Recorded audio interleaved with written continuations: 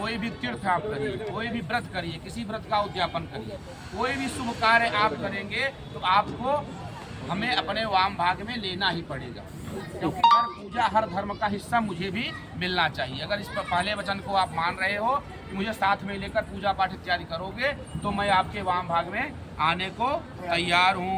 अब दूसरे वचन में कन्या कहती है अभ्य प्रदान रमणान प्रेत्यान कभ्य प्रदान पूजयेथा वामांग मायामि तदा तदीयं जगाद वचनं कन्या च द्वितीयं।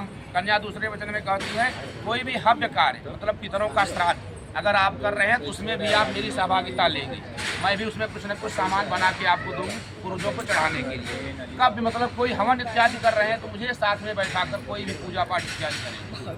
अगर ये दोनों वचनों को आप मान रहे हो तो मैं आपके वाम भाग में आने को तैयार हूँ।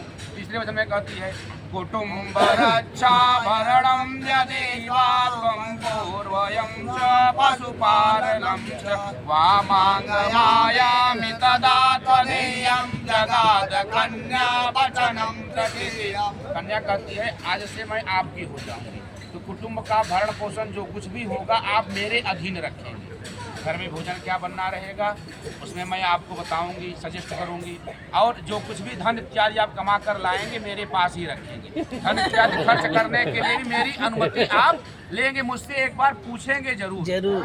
अगर इस वचनों को आप मानने को तैयार हो तो मैं आपके वाम भाग में आने को तैयार हूँ। अब चौथे वचन में कन्या कहती है आय व्यय धान्य धनादिकानां दुष्टानिवेशं परिहं निबध्य वामांग मायामि तदा त्वदीयं जगाद कन्या वचनं च। आय और व्यय मतलब पैसे का आगमन और जाना, कमाना और खर्च करना, यह दोनों मेरे अधीन रहना चाहिए। कम से कम मेरी राय तो आपको अवश्य लेनी चाहिए कि आप कहाँ नौकरी कर रहे हैं, कहाँ से धन आ रहा है, कहीं गलत तरीके से धन तो आप नहीं कमा रहे हैं, आपको हमें बताना पड़ेगा। और कहाँ किसे धन दे रहे हैं, कहाँ धन खर्च कर रहे हैं, गलत जगहों पे तो खर्च नहीं कर रहे हैं।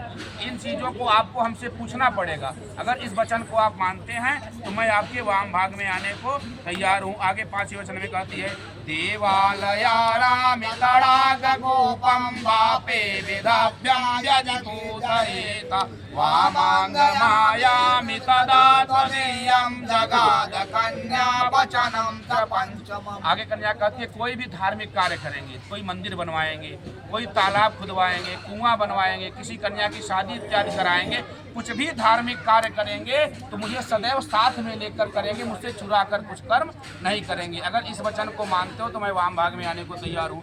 अब छठे वचन में कन्या कहती है देशांतरे वा स्वपुरांतरे वा यदा विदभ्यां क्रय विक्रमे त्वं वामांगी मायामि तदा त्वदीयं जगाद कन्या वचनं च षष्ठम्।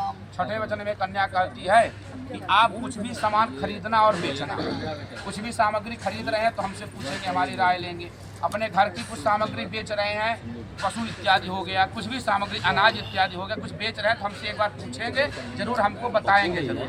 आय और व्यय दोनों जगह आप हमारा एक बार राय अवश्य लेंगे, तब मैं आपके वाम भाग में आने को तैयार हूँ। अब सातवें वचन में कन्या कहती है न सेवनीया परिग्रह्य जाता त्वया भवे वामिनिकान निश्चित वामांग मायामि तदा त्वदीयं जगाद कन्या वचनं च सप्तमम्। कन्या अपने सातवें वचन में कहती है देखिए पुराणों में भी कहा गया है यत्र नार्यस्तु पूज्यन्ते रमन्ते तत्र